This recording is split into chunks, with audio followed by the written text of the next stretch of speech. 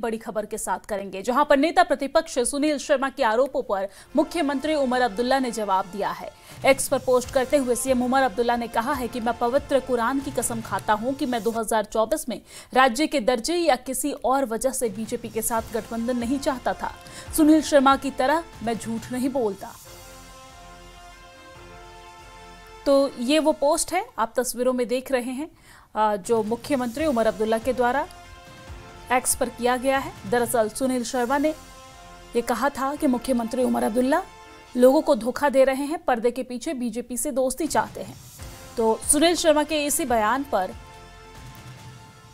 मुख्यमंत्री उमर अब्दुल्ला ने ये पोस्ट किया है और उन्होंने कुरान की कसम खाई है कि वो बीजेपी के साथ 2024 में किसी तरह के कोई गठबंधन नहीं चाहते थे, स्टेटहुड के लिए या फिर किसी भी रीजन के लिए।